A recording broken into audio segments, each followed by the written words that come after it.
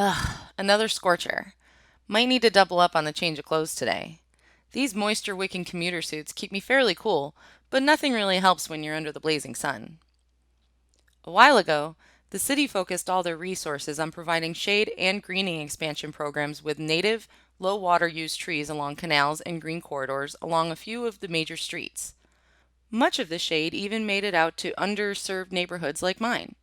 It was nice for a while, but as you can see, most of the trees around here are dead. So I rely on the shade from building shadows and solar panels to provide some relief from the heat.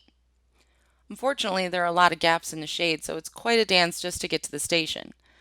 My neighbors joke that we should start a hopscotch league. Not a bad idea since we practice every day. Whew, I made it. At least they've expanded the light rail. It's a nice amenity for those who can't afford electric cars or don't have the luxury of telecommuting to work. Sometimes I wish my ride was longer. I'm only a few stops away from work, so I barely stop sweating before I have to start my shift. At least the showers are cold and free with my Valley Metro commuter pass.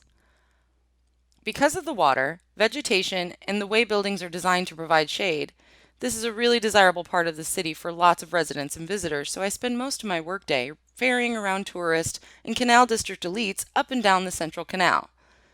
Unfortunately, it's not affordable, so folks like me have to live outside these cool oases. But at least I have a home. A lot of homeless try to set up camp in alleys along the green corridors, hoping to find some shelter from the intense heat, but canal security is pretty strict, so they never last very long. It's not especially difficult work, but overhearing conversations from the business people and bureaucrats is sometimes frustrating. The other day, I was ferrying a group of administrators from the Water Services Department, and I couldn't help but feel invisible as they discussed planned expansions and new investments in this already booming canal district. But they made no mention of plans to address those dead trees and lack of consistent shade in my neighborhood. One thing is certain, though.